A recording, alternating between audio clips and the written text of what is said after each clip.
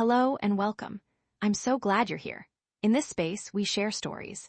Not just any stories, but the deeply personal accounts entrusted to me by individuals who have navigated profound challenges, often within the complex dynamics of family or close relationships. These are stories of resilience, of quiet battles fought behind closed doors, and ultimately of the enduring strength of the human spirit. Today, I want to share a story that resonated with me long after it was told. It's the story of a woman I'll call Beatrice. She came to me carrying the weight of a betrayal that cut deeper than most, a wound inflicted not by strangers, but by those she loved most dearly, those she had sacrificed nearly everything for. Her experience is a stark reminder that sometimes, the greatest threats don't come from the outside world, but from within our own homes, cloaked in familiarity and expectation. It's a story about the devastating cost of trust misplaced, and the arduous journey back to oneself after being made to feel invisible. If you find value in sharing these important narratives, please consider subscribing to the channel and perhaps sharing this story with someone who might need to hear it. Beatrice's journey began, as so many difficult chapters do, with an act of love and profound generosity. She shared her story with me over several conversations, her voice sometimes trembling with remembered pain, other times hardening with newfound resolve. She asked me to share it, hoping it might reach someone else feeling lost in a similar situation. Let's step into her world, as she recounted it to me, starting with the decision that changed everything. It all began with the scent of sawdust and possibility. My son, Daniel, and his wife, Chloe, had this dream, a beautiful artisan restaurant. Not just any restaurant, but one built into a redeveloped historic building downtown.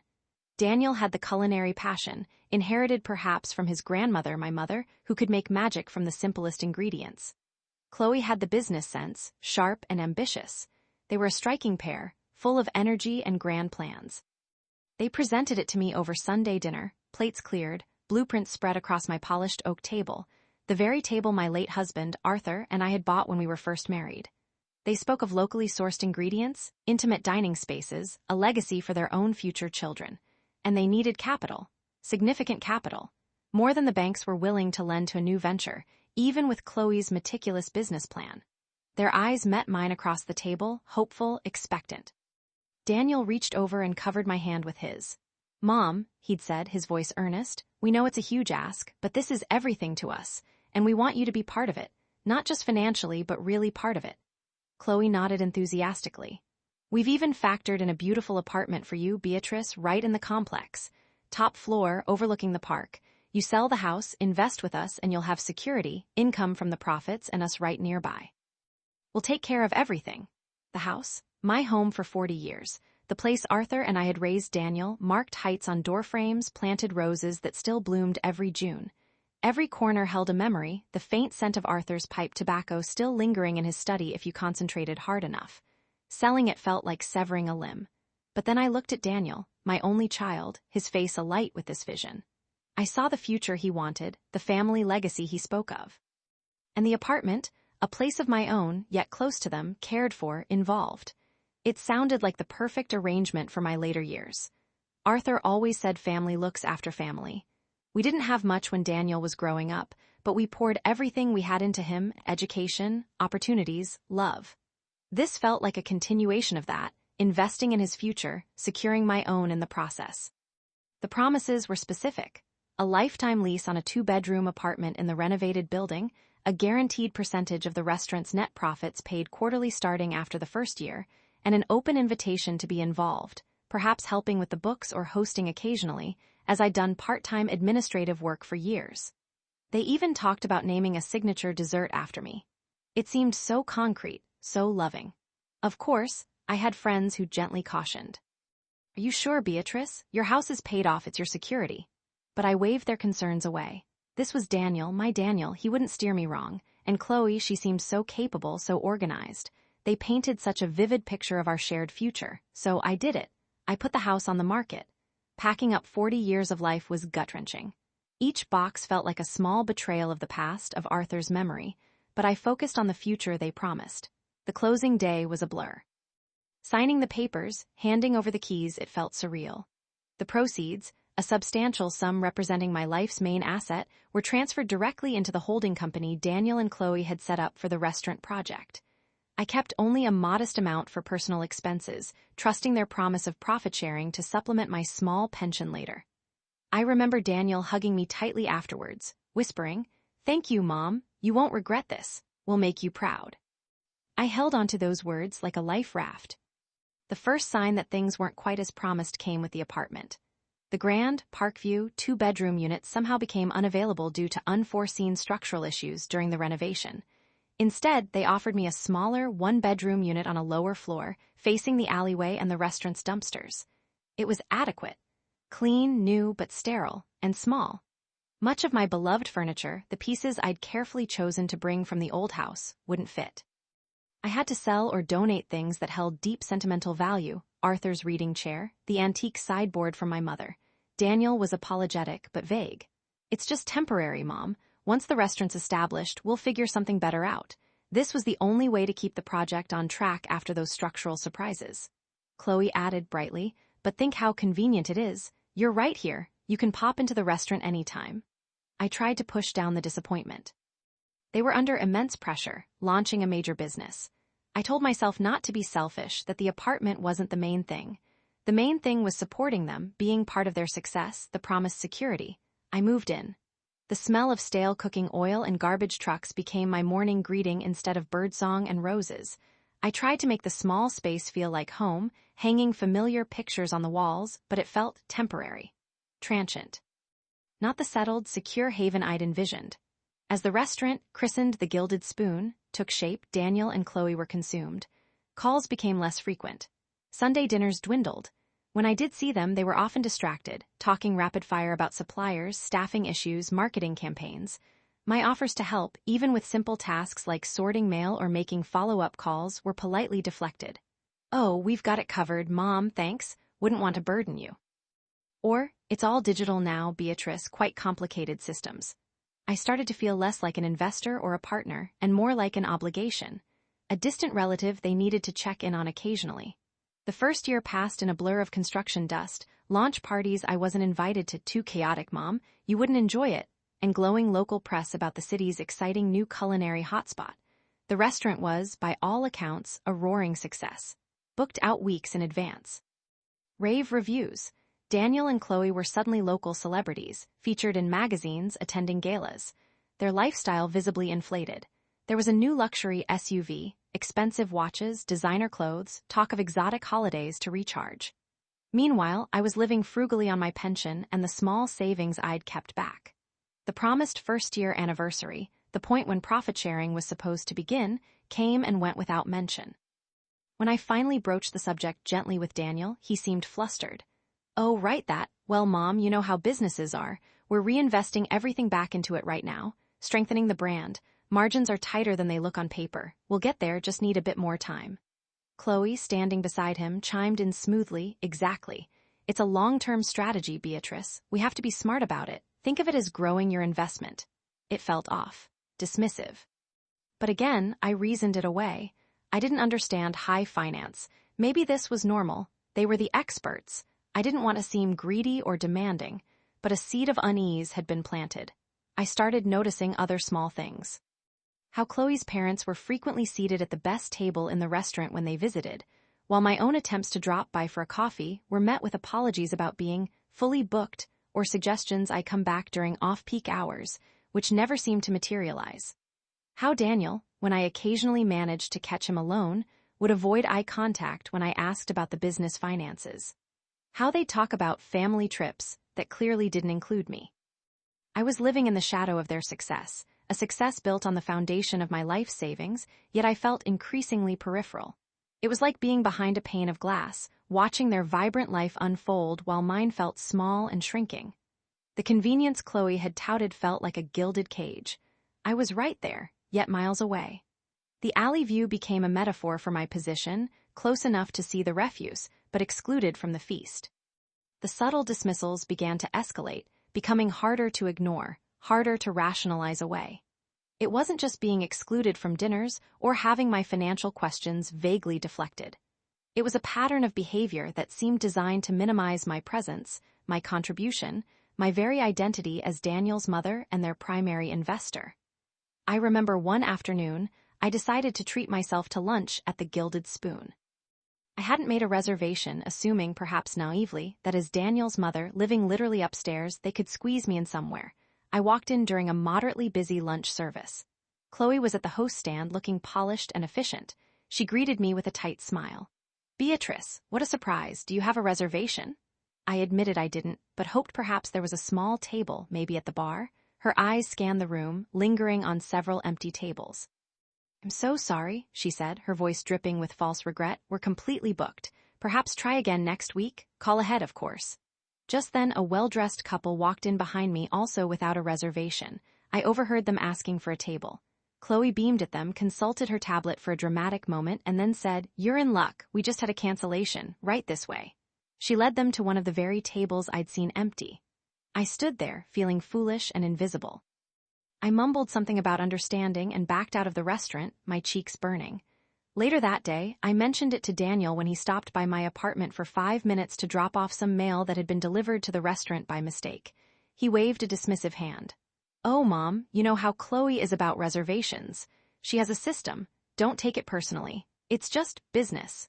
But it felt intensely personal. It felt like a deliberate slight. Another incident occurred a few months later. I'd heard through a neighbor that the restaurant was catering a major charity gala in the city. It sounded like a wonderful event, and I thought perhaps this was something I could attend, representing the family, showing support. I bought a new dress, something elegant but understated. When I mentioned my intention to Daniel, he looked uncomfortable. "Oh, Mom, it's a work thing. Very high pressure. Chloe and I will be run off our feet." "You wouldn't really know anyone. It's probably best if you sit this one out. We'll tell you all about it." Again, the exclusion. The implication that I wouldn't fit in, that my presence would be inconvenient. I pointed out that I knew several people on the charity's board through my late husband's connections. He just shrugged. "Still, Mom, it's better this way." The phrase, "better this way," started to feel like a code for better for us if you stay out of sight.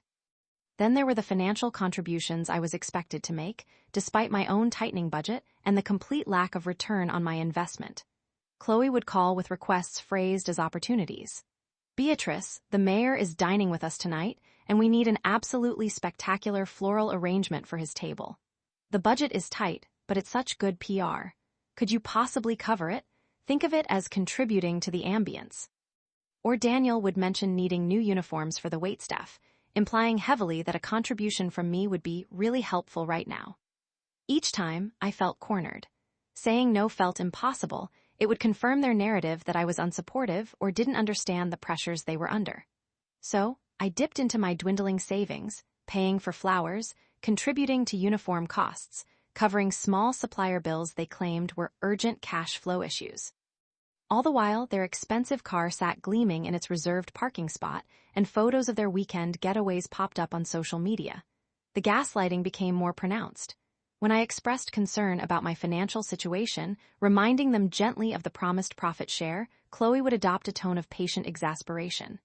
"Beatrice, we've been over this. The restaurant is still finding its footing. These things take time. You seem overly anxious about money lately. Are you feeling all right?" Daniel would echo her concern, suggesting perhaps I should see a doctor. Maybe my memory wasn't what it used to be. They subtly planted seeds of doubt, not just in my mind, but potentially in the minds of others they spoke to, painting me as confused, perhaps a bit difficult, maybe even suffering from cognitive decline. It was insidious. They were using my age, my vulnerability after Arthur's passing, and my deep-seated desire for family connection against me. Each incident, small in isolation, accumulated into a heavy weight of feeling dismissed, devalued, and increasingly isolated. The bright future they had painted was fading, replaced by a lonely present in a small apartment overlooking an alley, while the fruits of my life's major sacrifice were enjoyed exclusively by them. The breaking point, the moment the carefully constructed facade of familial care shattered completely, came during the restaurant's second anniversary celebration. It wasn't a private party. It was a major event, heavily promoted, designed to impress investors they were courting for expansion. They'd rented out a large event space downtown, not just the restaurant itself. Daniel had mentioned it in passing, framing it as another grueling work event. Huge headache, Mom. Glad you don't have to deal with it. No invitation was extended, naturally. But this time, something felt different. I saw the glossy invitations accidentally left on the console table in their apartment entryway when I dropped off a repaired reading lamp Daniel had asked me to take care of weeks ago. Celebrating 2 years of culinary excellence, it read, with Daniel and Chloe's names prominent. I wasn't planning to crash the party. My pride wouldn't allow it. But my old friend Martha, bless her loyal heart, had received an invitation through a business associate. She called me, indignant. Beatrice, you're going, aren't you? It's your money that built that place. I explained the situation, the lack of invitation, the subtle discouragement. Martha was furious on my behalf. Nonsense, she declared. You are going, as my guest, you deserve to be there, you need to see this for yourself. Hesitantly, I agreed. Perhaps seeing me there, dignified and composed, would remind them of their promises, of my fundamental role in their success. I wore the dress I'd bought for the charity gala I wasn't allowed to attend. Martha met me outside the venue, her arm linked firmly through mine. The space was opulent, filled with the city's movers and shakers, champagne flowing, music playing. Daniel and Chloe were holding court near the entrance, greeting guests, looking every inch the power couple. When Daniel saw me approach with Martha, his smile froze. Chloe's expression flickered with annoyance before smoothing back into her practiced hostess mask. Daniel stepped forward, blocking my path slightly. Mom, Martha, what a surprise. His voice was low, strained. Daniel, darling, Martha said breezily, ignoring his discomfort. Of course Beatrice is here. Wouldn't miss celebrating your success for the world. Chloe glided over, her smile not reaching her eyes. How lovely you could make it, Beatrice. We're just so busy tonight. Her eyes darted around, clearly looking for a way to manage this unexpected complication. Before I could respond, a photographer from the local paper approached them. Mr. and Mrs. Sterling, a photo for the society page. Daniel immediately turned, pulling Chloe close, striking a pose. They spoke effusively about their journey, their passion, their plans for the future. The photographer snapped several pictures. Then, almost as an afterthought, he noticed me standing slightly behind them with Martha. And this is, he asked, looking at Daniel. There was a beat of silence. Daniel glanced at me, then back at the photographer. He hesitated, and then he said, his voice smooth, casual, oh, just a family friend, helping us out tonight. A family friend? Not his mother. Not the woman whose life savings had made this entire scene possible. A family friend, helping out, like staff. The words hit me like a physical blow. My breath caught in my throat. Martha squeezed my arm, her eyes blazing, but I was frozen. In that moment, everything became crystal clear. The small apartment, the deflected questions, the exclusions, the gaslighting, it wasn't oversight. It wasn't thoughtlessness. It was deliberate erasure. I was an inconvenient truth, a reminder of the foundation they preferred to ignore. They didn't just want my money, they wanted my silence, my invisibility. Chloe, sensing the awkwardness, quickly steered the photographer away towards some potential investors. Daniel gave me a tight, warning look before following her. I felt dizzy, nauseous. The noise and laughter of the party seemed to fade into a dull roar. Martha guided me towards a quieter corner. Did you hear that, Beatrice? Did you hear what he called you? I could only nod, tears finally spilling over, hot and stinging. It wasn't just about the money anymore. It was about respect, about dignity, about the fundamental bond between a mother and child. He had publicly disowned me, minimized my existence to protect their carefully crafted image. That night, something inside me broke. The hurt, the confusion, the willingness to give them the benefit of the doubt, it all fractured. And in its place, a cold, hard anger began to form. They hadn't just taken my money, they had tried to take my identity, my place in my own family's story. They had underestimated me. They thought the quiet, accommodating mother, the grieving widow, would simply fade into the background. They were wrong. That night, staring out at the glittering crowd celebrating a success built on my sacrifice, I knew I couldn't let this stand. The humiliation was profound, but it was also galvanizing. The fight had just begun. It's moments like these, moments of profound public dismissal after immense private sacrifice, that can feel utterly shattering. Beatrice's pain, her feeling of being erased by her own child, is a story I've heard echoed in different forms by others who have found themselves similarly vulnerable. It speaks to a deep fear of becoming invisible, especially as we age or as power dynamics shift within families.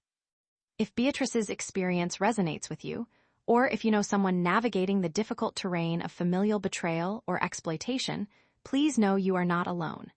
Sharing these stories helps break the silence and isolation that often surround such situations. If you feel moved to support the sharing of these narratives, clicking the like button or leaving a comment to let us know this resonated helps more than you know. Now, let's return to Beatrice's story, as she recounted the steps she took after reaching that devastating turning point. The tears I shed that night were not tears of self-pity, but of fury and grief. Grief for the relationship I thought I had with my son, fury at the calculated cruelty of their actions. When Martha drove me home, back to the small apartment overlooking the alley, I didn't feel defeated. I felt ignited. The next morning, I woke up with a clarity I hadn't felt in years. The fog of hope and denial had lifted, replaced by a steely resolve. They thought I was weak, easily managed, perhaps even senile. It was time to show them otherwise. I needed proof. Not just for myself, I knew the truth in my bones, but for the world and potentially for a legal battle. My mind, which they had subtly tried to convince me was failing, felt sharp, focused. I started systematically. First, I dug out the initial proposal documents Daniel and Chloe had presented to me over that Sunday dinner. Thankfully, I had kept them filed away with other important papers. They clearly outlined the terms, the specific type of apartment promised, the percentage of profit sharing, the timeline. While not a formal legal contract, it was a clear statement of intent, signed by both of them. Next, I thought about financial records. I knew accessing the restaurant's main accounts would be impossible. But I remembered giving Daniel access to one of my older savings accounts years ago, temporarily, when he was managing some repairs on my house while I was traveling. I'd never formally removed his access, trusting him implicitly. On a hunch, I logged into that account online. My heart pounded as I navigated the statements, and there it was. A pattern of small, regular transfers from that account, my account, into an account I didn't recognize, starting shortly after the restaurant opened. Not huge sums, but consistent. Hundreds of dollars here, 1,000 there, often labeled vaguely as expenses or reimbursement. It wasn't the main investment money, but it was a clear breach of trust, dipping into my personal funds without permission. I meticulously downloaded and printed every statement showing these unauthorized transfers. Then I turned my attention to the apartment swap. I remembered the vague explanation about structural issues. I decided to do some digging. I contacted the city's building department, requesting public records related to the renovation permits for the historic building. It took some persistence, navigating bureaucracy, but eventually I obtained copies of the architectural plans and inspection reports. There was no mention anywhere of unforeseen structural problems requiring a change in the layout of the top-floor apartments. The plans clearly showed the two-bedroom units exactly where they were supposed to be. Their excuse had been a complete fabrication, likely designed from the start to fob me off with a less desirable, and probably less costly for them to finish, unit. I felt a grim satisfaction. This wasn't just my word against theirs. This was documented deception. I also started talking, cautiously at first, to people who might have insight. I reconnected with a former neighbor who had briefly worked front of house at the Gilded Spoon before quitting. She hesitated initially, reluctant to gossip, but when I explained my situation, her loyalty shifted. She confirmed my suspicions about how Chloe's parents were treated like royalty while I was kept at arm's length. She also mentioned overhearing conversations between Daniel and Chloe about managing mom's expectations and frustrations about my occasional, gentle inquiries about the promised returns. They always talked about the investment like it was ancient history, she told me quietly over coffee, like it was just seed money they were entitled to, not something that came with strings attached or gratitude. Her words, though painful, were validating. Finally, I gathered all the evidence: the initial proposal, the bank statements showing unauthorized withdrawals, the building permits contradicting their apartment excuse, notes from my conversation with the former employee. I laid it all out on my small dining table, the table that had replaced my beloved oak one. It was a damning collection. Seeing it all together solidified my resolve. There was no misunderstanding. There was no confusion on my part. This was a calculated exploitation, wrapped in false promises and familial obligation. The image of Daniel calling me, just a family friend, flashed in my mind, fueling my determination. They had underestimated my intelligence, my resilience, and my love for the truth. The investigation was emotionally draining. Each discovery felt like another small betrayal, another layer peeled back revealing the ugliness beneath the polished surface of their success. But with each piece of evidence, I felt stronger, more grounded. I wasn't just reacting out of hurt anymore, I was building a case. Armed with my folder of evidence and a heart full of cold resolve, I knew the next step was confrontation. Not a tearful plea, not an emotional outburst, but a calm, direct presentation of the facts. I needed to see their faces, hear their responses when confronted with the undeniable truth of their actions. I called Daniel and asked him and Chloe to come to my apartment.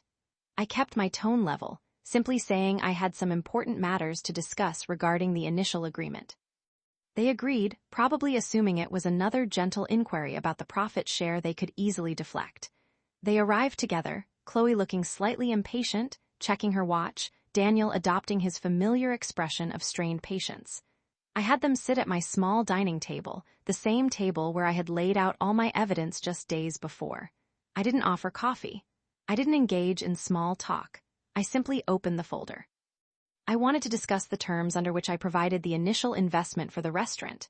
I began, my voice steady, betraying none of the turmoil inside. I laid out the proposal document they had signed. This outlines a 2-bedroom, Parkview apartment and a specific percentage of net profits starting after year 1. Chloe started to interrupt. Beatrice, we've been through this, the structural issues. I held up a hand, cutting her off gently but firmly. Actually, I have the building permits and inspection reports here, I said, placing them on the table. There's no mention of any structural issues affecting the top floor units.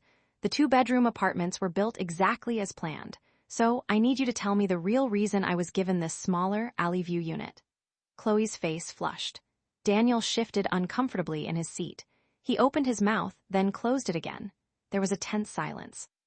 Furthermore, I continued, pushing the bank statements across the table, I discovered these regular transfers from my personal savings account, an account you had access to years ago, Daniel. Unauthorized transfers labeled expenses. Can you explain these? Daniel stared at the statements, his face paling. He looked trapped. Mom, there must be a mistake. Maybe I accidentally used the wrong account details for some reimbursements. It was hectic back then. For over a year, Daniel. Consistently, without ever mentioning it or paying it back. My voice remained calm, but carried an edge of steel. Chloe jumped in, her voice sharp. Beatrice, this is ridiculous. You're dredging up old history, looking for problems where there are none. Daniel works incredibly hard. Maybe you're just confused about these things. It happens. There it was again. The suggestion that my mind was failing. The gaslighting. But this time, it didn't touch me. I met her gaze directly. I am not confused, Chloe. I am disappointed. And I am deeply hurt. You took my life savings based on specific promises you clearly had no intention of keeping. You systematically excluded me, minimized my contribution, and lied to me repeatedly.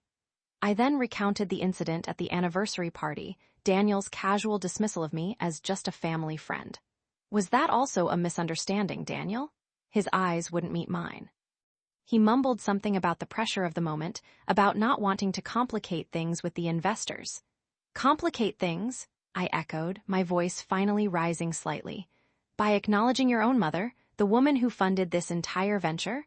The confrontation wasn't explosive. It was worse. It was filled with deflections, excuses, and blatant denials. They tried to turn it back on me, accusing me of being ungrateful, of not appreciating their hard work, of having unrealistic expectations. Chloe even suggested that my investment was essentially a gift, regardless of what the initial papers said. We always saw it as you helping family, Beatrice, she said coolly. The rest was just aspirational talk. That was perhaps the most galling statement of all. Reducing my sacrifice, the sale of my home, my entire financial security to aspirational talk.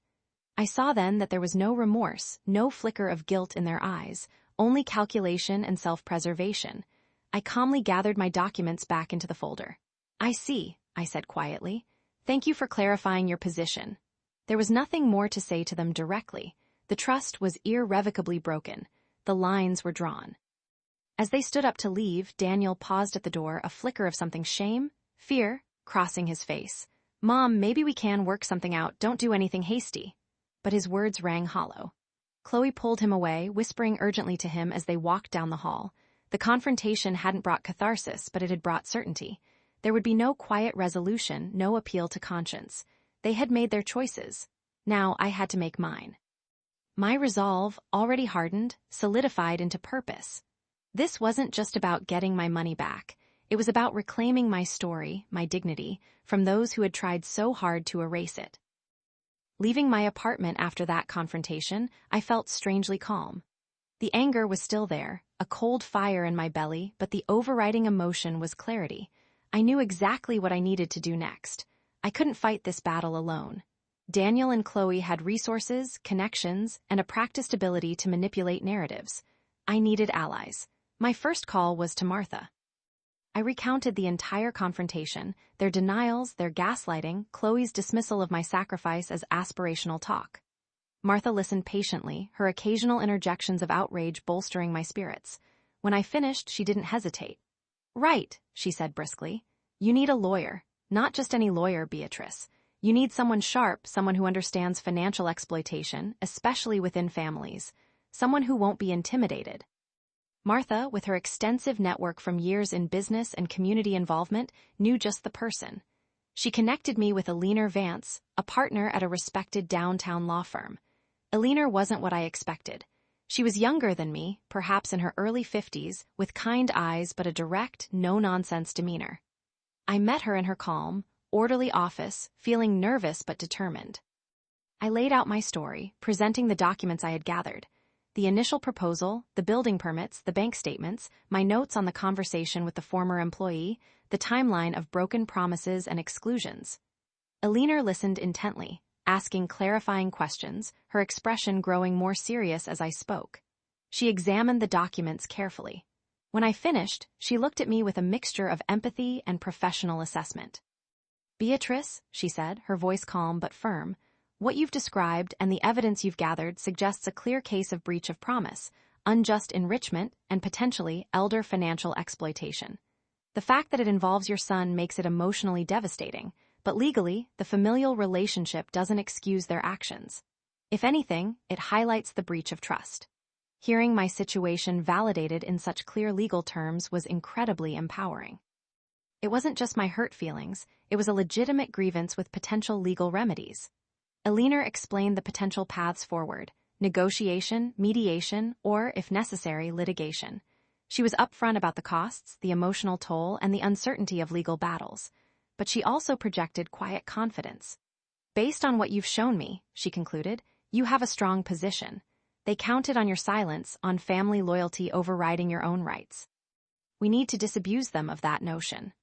Making the decision to formally retain Eleanor and initiate legal action felt like crossing a point of no return. It meant acknowledging that the relationship with my son, as I had known it, was likely over. It meant potentially airing private family matters in a semi-public forum. It was daunting. But the alternative, remaining silent, accepting their erasure, living out my days in that small apartment overlooking the alley while they thrived on my sacrifice, was unthinkable. I signed the retainer agreement. Eleanor's first step was to draft a formal demand letter to Daniel and Chloe, outlining the broken promises, citing the evidence, and demanding specific restitution, repayment of the unauthorized withdrawals, compensation for the difference in value and amenities between the promised apartment and the one provided, and a negotiated settlement regarding the unpaid profit share, acknowledging the initial investment terms. The letter was factual, professional, and uncompromising. It gave them a deadline to respond before formal legal proceedings would commence. Sending that letter felt momentous. It was the first official shot fired in a battle I never wanted, but now felt compelled to fight. Waiting for their response was nerve-wracking. Martha was a constant source of support, calling daily, meeting me for walks, reminding me of my strength. Knowing I had Eleanor's expertise and Martha's unwavering friendship made all the difference. I wasn't entirely alone anymore. I had allies who believed me, who validated my experience, and who were ready to stand with me. The fight was far from over, but for the first time since selling my house, I felt a flicker of hope, not for reconciliation, but for justice. The response to Eleanor's demand letter was, predictably, denial. Daniel and Chloe, through their own high-priced lawyer, sent back a letter refuting nearly every claim. They painted me as a disgruntled parent making baseless accusations, possibly influenced by age-related cognitive issues. They reiterated the fabricated story about structural problems with the apartment, claimed the bank transfers were authorized reimbursements for legitimate expenses I had forgotten, and flatly stated the initial investment was understood by all parties to be a gift with no expectation of return beyond familial goodwill. A goodwill they now claimed I had violated with my aggressive and unfounded demands. Their lawyer's tone was dismissive, almost threatening, hinting at the potential embarrassment if this unfortunate family dispute became public. Reading their response felt like another slap in the face, but Alina had prepared me for it. "Standard tactics," she said calmly during our phone call. "Deny everything, attack the accuser's credibility. They hope to intimidate you into backing down." But I wouldn't be intimidated. Their blatant lies, especially the cruel insinuation about my mental state, only strengthened my resolve. "What's next, Alina?" I asked. "We file suit," she replied without hesitation. Filing the lawsuit was a somber step. Seeing my name and my son's name listed as plaintiff and defendants on official court documents was surreal and painful, but it was necessary. The lawsuit detailed the entire history: the initial agreement, the sale of my house, the apartment swap, the unauthorized withdrawals, the broken promise of profit sharing, the public humiliation, and the evidence supporting each claim. It sought damages for breach of contract, unjust enrichment, and financial exploitation. Once the suit was filed, things began to shift, though not immediately in the courtroom. News of the lawsuit, despite efforts to keep it contained initially, inevitably started to ripple through the community, particularly in the business and social circles Daniel and Chloe frequented. The carefully crafted image of the successful, harmonious family-run restaurant began to crack. People talk. Whispers started at charity events, in other restaurants, among suppliers. The narrative wasn't entirely controllable anymore. Daniel and Chloe tried to manage the fallout, issuing vague statements about a private family matter and a misunderstanding. But the core accusation, that they had built their success by exploiting their own mother, was too potent to simply brush aside. Some investors they had been courting reportedly put their plans on hold. Reservations at the Gilded Spoon saw a noticeable dip. The glowing press turned inquisitive. A local investigative journalist started making calls. Suddenly, Daniel and Chloe were facing consequences beyond the legal threat. Their reputation, which they valued so highly, was taking a hit. They became defensive, withdrawn. Friends reported seeing them looking stressed, arguing in public. The strain was clearly showing. For me, this public reckoning was bittersweet. I took no joy in their struggles, but there was a grim satisfaction in seeing the truth surface. They had thrived by controlling the narrative, by keeping me hidden. Now the story was escaping their control, and it wasn't flattering. During the discovery phase of the lawsuit, Alina's team was relentless. They subpoenaed financial records, communications, and deposition testimonies. Under oath, Daniel and Chloe's carefully constructed lies began to unravel.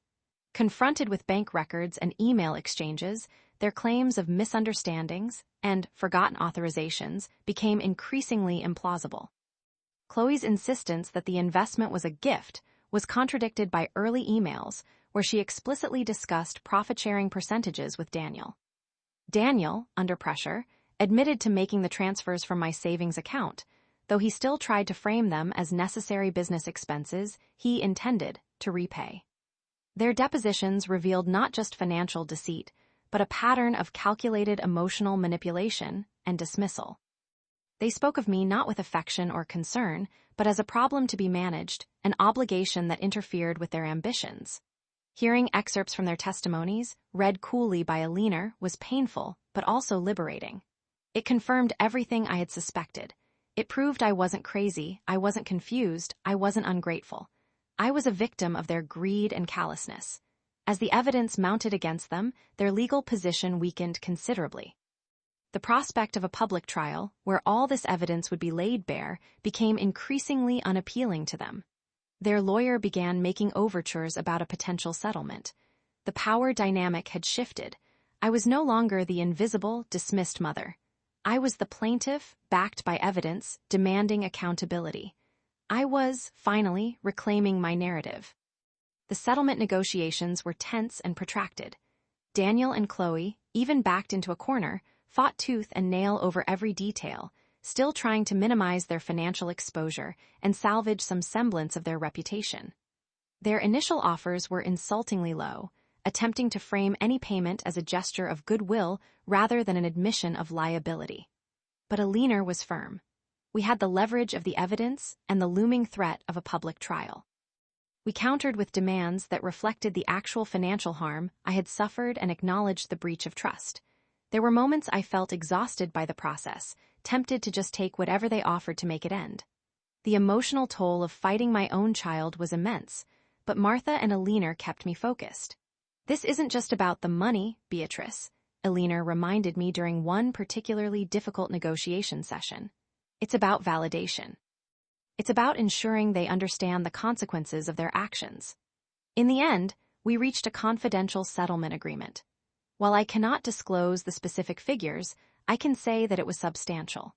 It included repayment of the funds taken from my savings, significant compensation for the apartment disparity, and a lump sum representing a fair, albeit compromised, return on my initial investment. Crucially, the settlement agreement also included a clause, insisted upon by Alina, acknowledging the existence of the initial promises made regarding the apartment and profit sharing, effectively refuting their claim that the investment was merely a gift. There was no apology, no heartfelt admission of wrongdoing from Daniel or Chloe. Their acceptance of the settlement felt more like a calculated business decision than genuine remorse. But for me, it was enough. It was tangible proof that my claims were valid, that the injustice I suffered was real and recognized. The money allowed me to finally move out of the small apartment overlooking the alley. I found a lovely, modest condominium in a quieter neighborhood, closer to Martha and my other friends. It wasn't the grand, Parkview apartment I was initially promised, nor was it my old house filled with memories of Arthur. But it was mine. Purchased with funds reclaimed through my own fight, furnished with pieces I truly loved, filled with light, and blessedly free from the scent of dumpsters or the shadow of betrayal. Rebuilding my life wasn't just about finding a new place to live. It was about rebuilding my sense of self, my trust in my own judgment, and finding peace independent of Daniel and Chloe. The legal victory provided financial security and validation, but true resolution came from within. I had to accept the painful truth about my son and daughter-in-law. The loving, supportive relationship I thought I had, or at least hoped for, was an illusion based on my needs, not reality. Letting go of that hope was a grieving process in itself. I focused on nurturing the relationships that were genuine and supportive. Martha, my steadfast friend, became even closer. I reconnected with other old friends, joined a book club, started volunteering at the local library, activities I had neglected while caught up in Daniel and Chloe's drama. I found joy in simple things, tending the small balcony garden at my new condo, enjoying quiet evenings with a good book, taking walks in the nearby park without feeling like an outsider looking in. My life became smaller, perhaps, than the one I had envisioned when I sold my house, but it was authentic. It was peaceful. It was mine. I rarely hear from Daniel or Chloe now. The settlement included no requirement for ongoing contact, and frankly, I have no desire for it. I hear snippets through the grapevine. The restaurant is still operating, but its reputation never fully recovered. Their expansion plans stalled. Whether they learned anything from the experience, I don't know, and I've stopped expending energy wondering about it. My focus is on my own well-being, my own contentment. Finding justice wasn't about punishment. It was about reclaiming my power, my finances, and my narrative. It was about transforming from a victim of their exploitation into the architect of my own peace. And in that quiet, sunlit condo, surrounded by genuine friends and the quiet